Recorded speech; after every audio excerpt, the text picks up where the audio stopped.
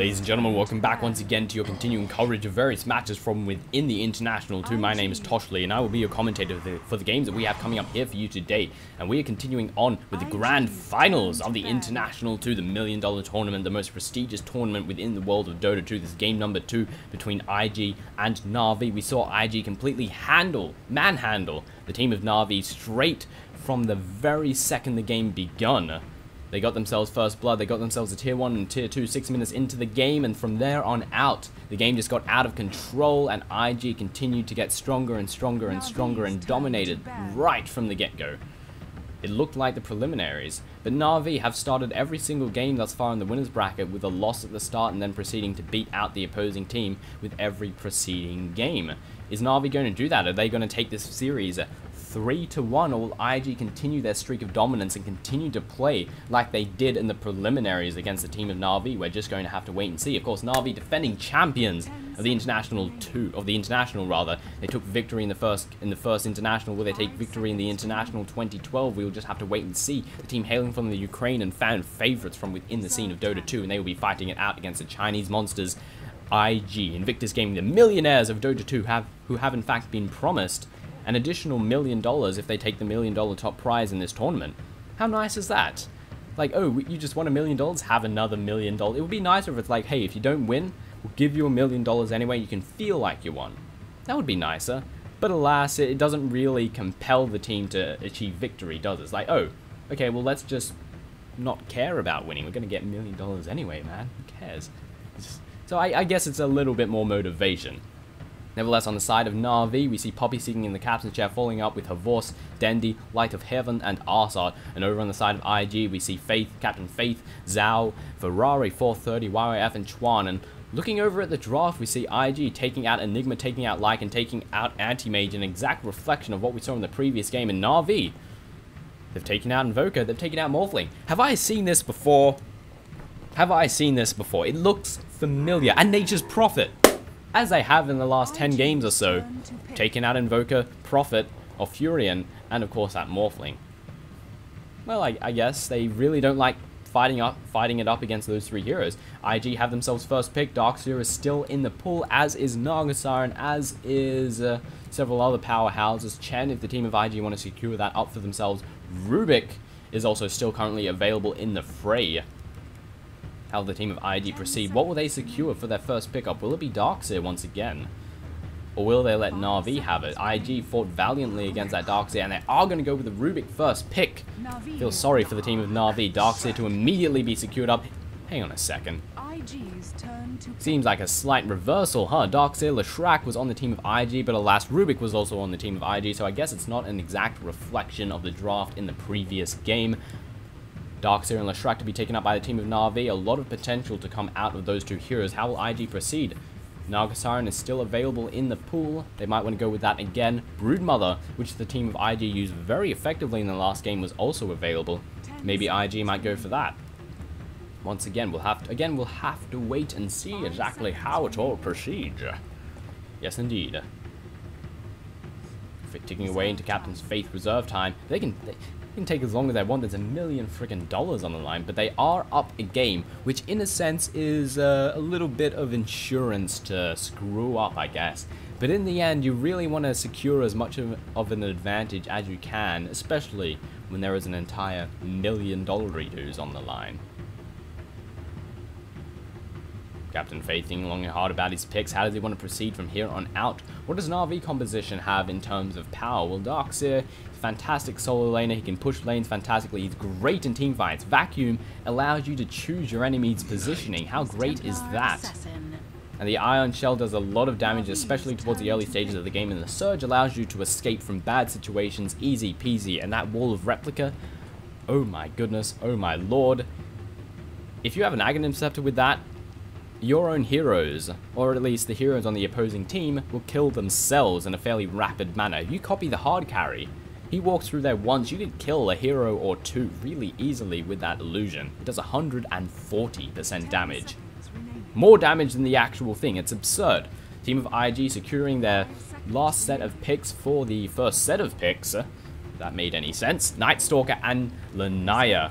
Bit of a reflection once again. We saw both of these heroes in the previous games, and both of them were utilized very, very effectively. Lanaya is a fantastic mid hero, really good at winning the lane because of that refraction. The trap prevents people from escaping and provides a nice amount of vision ahead. It lets you calculate your moves in a little bit of a more safer fashion. The refraction makes last hitting easier and makes harassment against you a little bit more difficult. Then we have the Night Stalker who, well, when nighttime comes around, he simply plows people. He puts their fist in their, we won't go there, but he does terrible things to anyone he finds. I feel sorry for his victims. Na'Vi, third and final pickup for the first set of picks for them, going to be Chen once again. A little bit of reflection, actually. We're seeing all the same heroes in this game thus far. Ross to be taken out, banned out by the team of Na'Vi. IG responding to that with Yoga and Noltu once again, possibly hinting towards a Naga Siren. And Pudge to be taken out as well. IG, they pull out a sign and they write on it, "No fun," and then they stamp it in the ground in front of Na'Vi's booth. That is exactly what they have done. Or maybe they stamped it in front of the ground in front of the audience.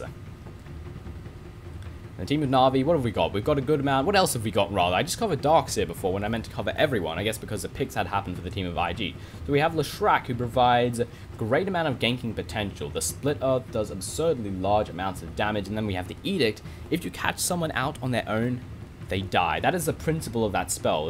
It's sort of like a programming thing. If hero is alone, death equals true. I guess. That's essentially what Diabolic Edict is. That's how it works, actually. That's the algorithm that it executes when you press that button down. And Chen, great ability to send people back to base. A Hand of God provides a great amount of teamfight presence with a global heal for every single person on the map.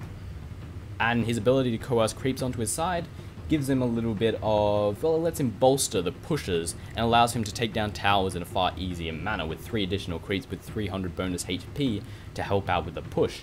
IG, who have we banned out? We banned out the Tidehunter for the team of Na'Vi, and IG secured up the Broodmother once again. Are we going to have any new picks in this game? Because right now it's pretty much an exact reflection. No one's new. Not a single person, actually. The bans are almost identical as well. Oh, we are going to have at least one new pick because Rasta got taken out, who was in the previous game. Na'Vi, they go with the Dragon Knight. There's our solo mid secured up by the team of Na'Vi. Going to be played by Dendi, and on the side of IG, we secure ourselves Alina. Looking at the potential lanes, TA is without a doubt going to go solo mid, which leads us towards with a very powerful ganking force, actually, of Rubik, Night Stalker, and Lina. Think about that. We've got the telekinesis, we have the slow and the silence to come out of the Night Stalker, and then we have the stun, the AoE stun to come out of the Lina. That is an absurd amount of power. In fact, whoever goes up against that lane is going to be in a lot of trouble. On the side of Na'Vi, we're going to have Dendi playing on the Dragon Knight going solo mid, Poppy on the Chen, who will be in the jungle. Darkseid going solo top, and that leaves Leshrac alongside Naga Siren. A very good combination. Split Earth, or rather Net into Split Earth. Easy peasy damage, kill, and stun potentially. But if they go up against a composition such as Night Stalker Blue, Night Stalker T, god damn it, Night Stalker Rubik, and Lina, that's a lot of power. If you get caught out of position, you could potentially be very, very, very dead.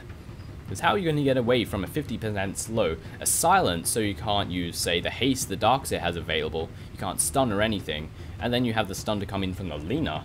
It's not to mention the damage that's going to result from this. On the Radiant side, over on the side of Invictus Gaming, we have YYF to play on the Night Stalker, Zal to play on the Broodmother, Faith to take up the role of the Lina, Chuan playing here on the Rubik, and Ferrari 430 to play as Lanaya. I have a feeling I'm missing someone, but I don't think I am. Did I mention Faith on the Lina? Maybe. Maybe. On the side of Na'Vi, on the dire side of the map, we have Dendi to take up the role of the Dragon Knight, Arsar to play on the Leshrac, Light of Heaven to play on the Darkseer, Havors to take up the role of the Naga Siren, and Poppy to play on that Chen. Smoke of the Seed available for him. Are we going to go with an early smoke gang? The entire team of Na'Vi is heading up north, while the team of IG are reflecting this statement with the vast majority of them going down south. We're actually not looking for that early first blood. The lanes are beginning to form. Zhao is going solo top, Ferrari 430 to solo mid, and down the bottom lane, of course, that tri-lane of death in the form of Faith, YYF, and Chuan. The only disadvantage that this tri-lane has is YYF is not exactly going to be getting as much farm as he would, say, in a solo lane. But we saw what happened in the previous tri-lane where Chuan and Faith spent a lot of their time farming these the neutral camps, which was really, really smart. And it gives the YYF solo lane experience and solo lane gold, so they might actually do that. Arsala moving in on Zhao. There goes a net to go down. The split earth to follow it up. Zhao is in a lot of trouble. This could be first blood for the team of Na'Vi. A few more right clicks will do it. Zhao does not get away. Havorce secures first blood on the Broodmother for the team of Na'Vi. Shut up, Naga Siren. Nice little beginning. A little bit of a reflection, too. That word's not hard to say, but yet I have trouble saying it. A little bit of a reflection, too. This time, it's the team of Na'Vi that secure themselves first blood, and they did it using only 2 heroes, as opposed to the previous game where it was a full-on 5-on-5 fight. This is, of course, game number 2 of a potential best of 5. IG secured themselves the first game. The first of 3 will secure victory. IG coming in from the loser bracket.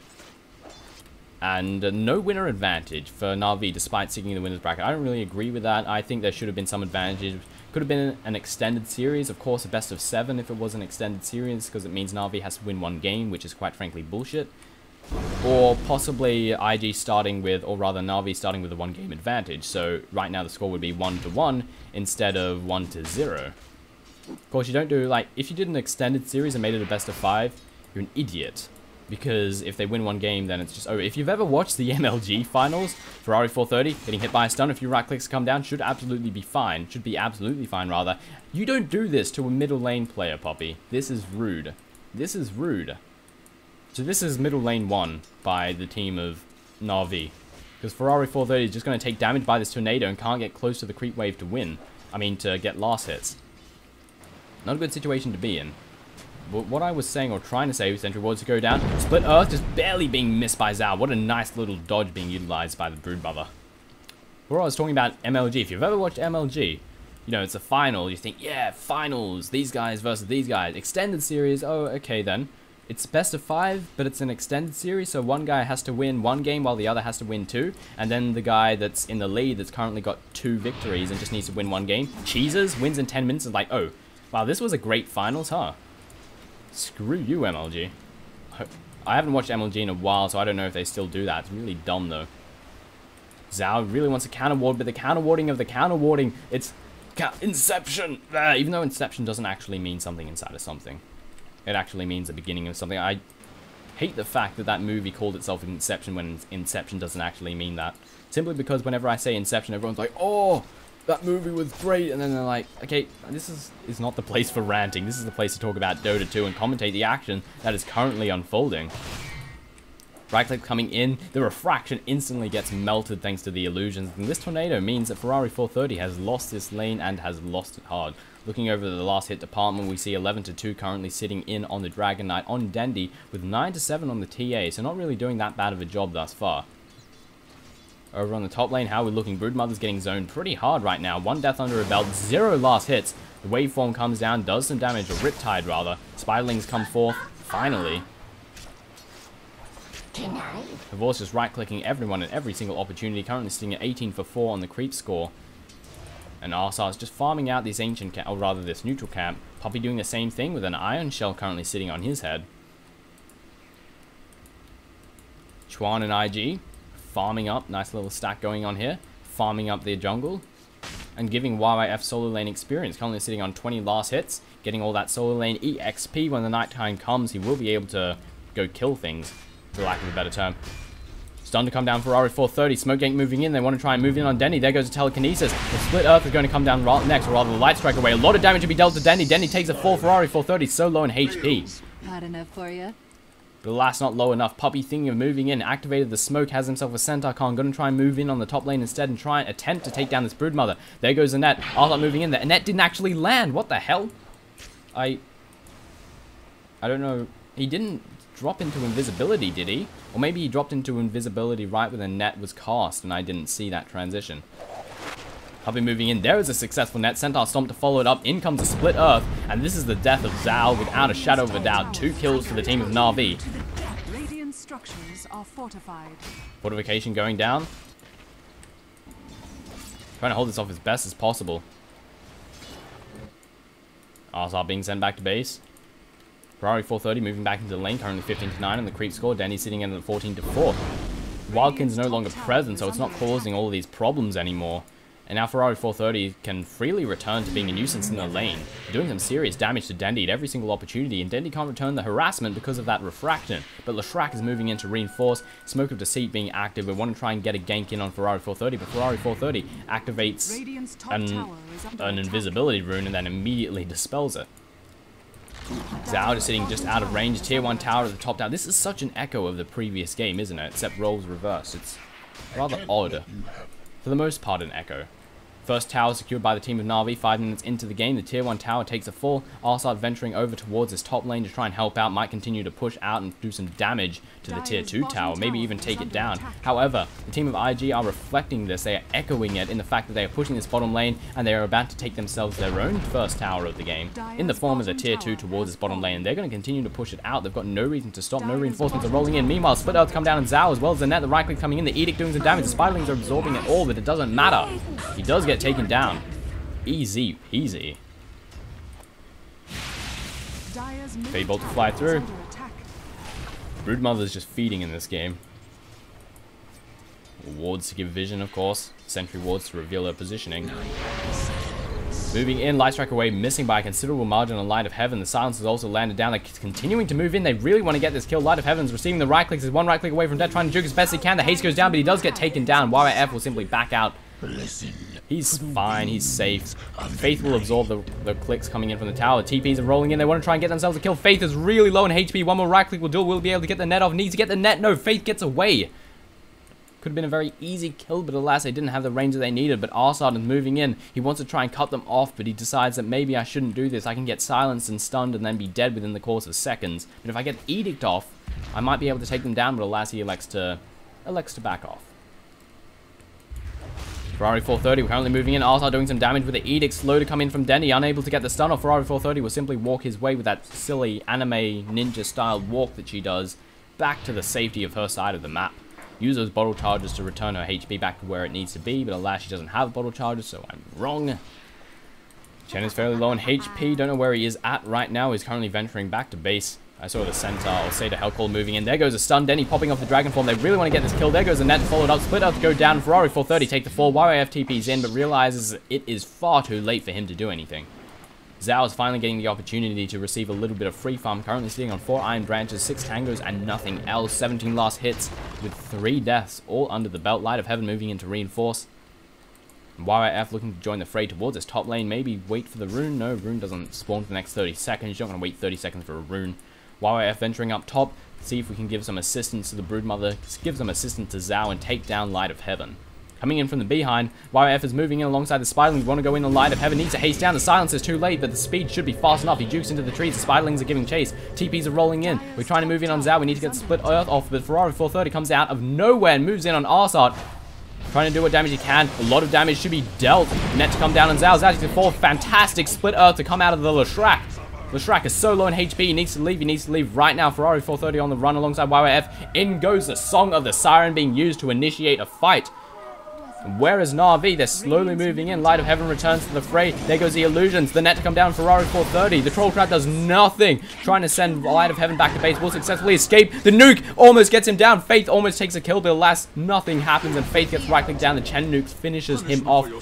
1 kill for 2.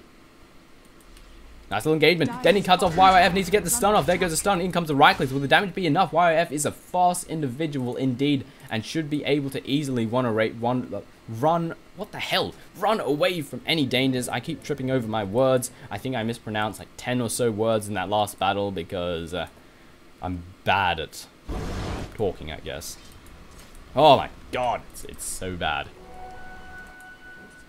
The roles are definitely reversed in this game. While the team of Na'Vi don't quite have the tower advantage that IG had. I did it again. I can't talk properly.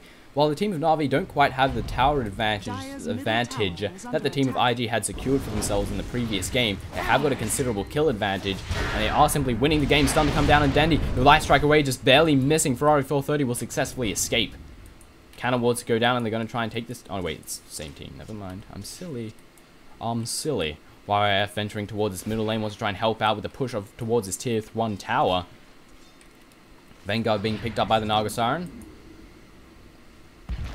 Ferrari 430 wants to join in. Double damage on him. Denny takes a lot of damage to get falls within the course of seconds. Hand of God is too late. Arsehart now in a bad situation. Gets hit by the light strike away. He's going to get taken down too. The Wildkin does nothing. Killing spree being taken down. Laguna Blade come down on Havorce. Faith is very low in HP, but Havorce being forced to back off. There's too many of them and not enough of him. The trap comes down on him. He will be able to successfully escape. Fable to fly through. TP's rolling in once again. Light of Heaven wants to join the fray. Havorce moving in on the offensive. Dragon Slave to fly through. Many low members of the team of IG, but they will all successfully escape away, achieving themselves one kill at the cost of, well, effectively nothing. Radiant's middle tower is under attack. Top tower being pressured. Broodmother doing what Broodmother does best. Whenever the lane isn't occupied, I kill towers and I kill them dead. That's all in Broodmother's voice. That's what she sounds like. Not really. She sounds creepy as hell. That's all I have to say. Things are settling down for the most part. A lot of action has unfolded over the past few moments, but alas, now is the time for rest. Rest and repentance. We'll sit back. Take a deep breath. We won't yell. Perhaps a drink of water.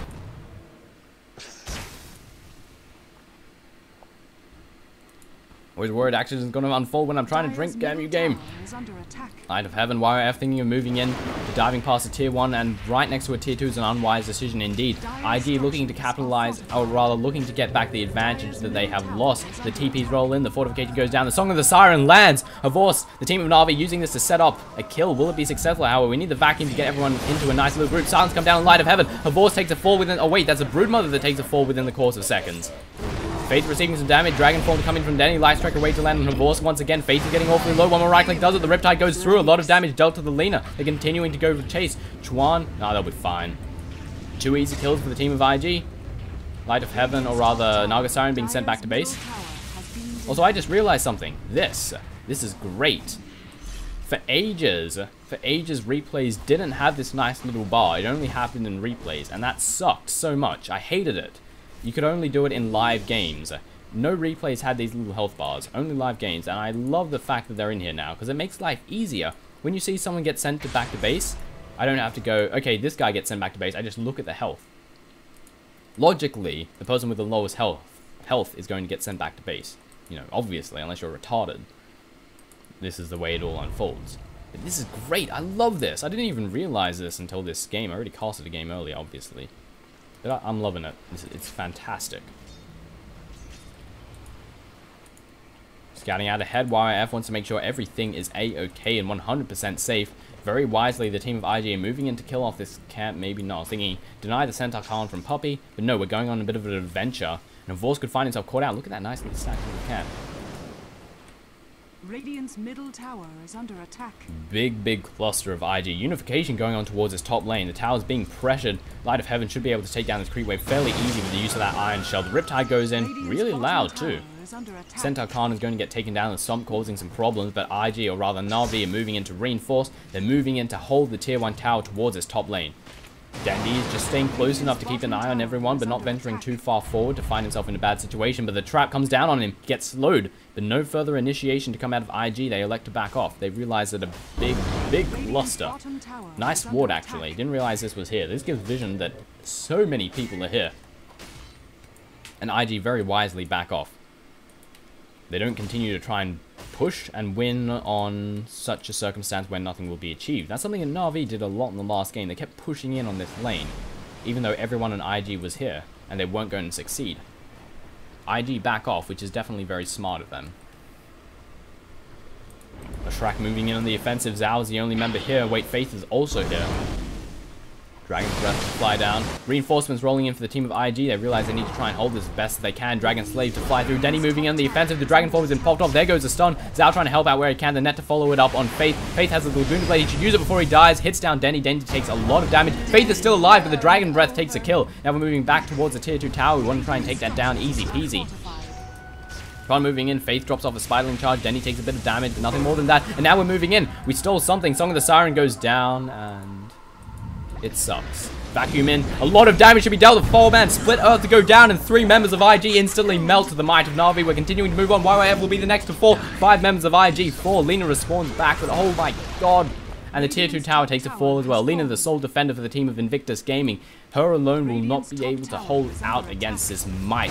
No fortification is available. The edicts are going to melt everything. And the tier 3 tower, possibly a melee barracks, will fall. Easy peasy to Na'Vi.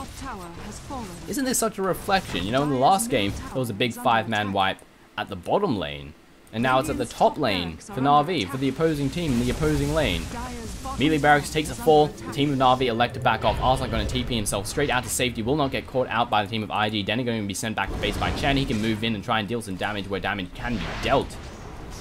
Force backing off. Hold on a second. Oh, they're just 2 Wildkins being taken down. That's actually pretty good for the team of IG. It's a little bit of reclaiming from bad situation, I guess you could say. Taking a quick gander at the goal, we see the team of Na'Vi closing in on a 7.5k advantage. Now here's a sort of a really bad situation for IG to come in. They've taken tier 1 at mid, they've taken themselves 2 towers, and they're behind almost 7.5k.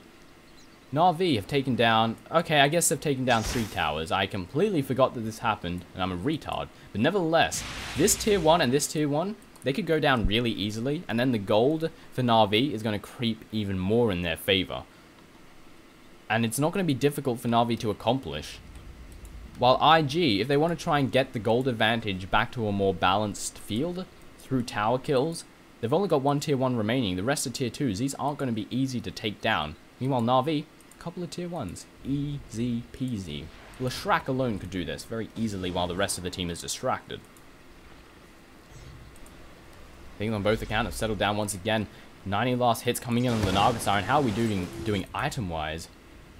Lina has nothing, but such is the life of a support. Hand of Midas on the Broodmother as well as a Soul Ring once again. Lanaya currently sitting on phase boots and nothing else with 1600 in the bank.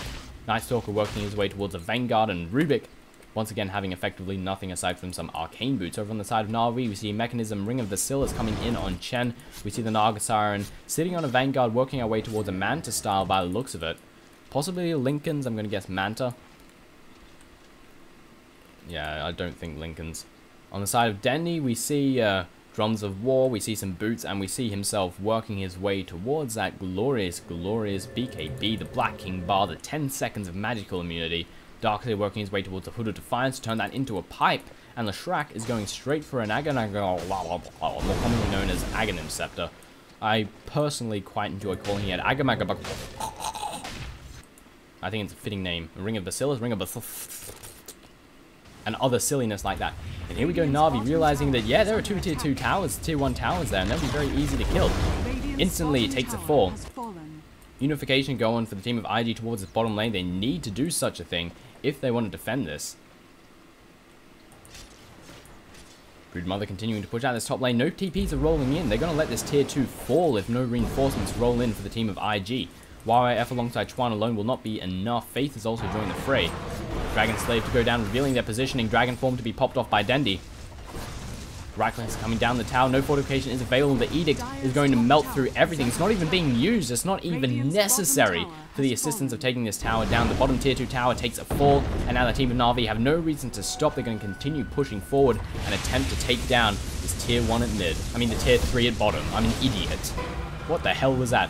Stolen the spell. What did we take? We took ourselves a Riptide. TPs are rolling in to try and defend this as best as possible. Net to go down. Dendy's moving in. No, he's not. He's going to back off. Has the Iron Shell currently sitting in on him. Telekinesis go down to him. He's going to be sent back. Light Strike arrays perfectly. But the Song of the Siren moves in. And oh my god, I hate this spell. Vacuuming in. There goes a split. Oh, catching out 2 of them. Rubik instantly falls. So does the Night Stalker. Now Faith are currently on the run. A Hand of God to fly down. Faith is currently in a little bit of a pickle. Laguna Blade to fly down. No idea how it's going on now. Arsad, the turns of tide, and he's currently running for his life. Arsad takes a fall. The Leshrac goes down, but Lina will pay for it, and she goes taken down as well. Meanwhile, Lanaya took a fall. Zhao almost took a fall, and the GG well played coming out of the team of IG. Na'Vi returning the favor, showing that yes, indeed, we are still good at this game, and we dominated you in this game just as hard as you dominated us. Loud. Ladies and gentlemen, this has been IG Invictus Gaming going up against Na'Vi in the grand finals for the $1 Million International 2012 tournament. My name has been Toshley. I'll see you next time.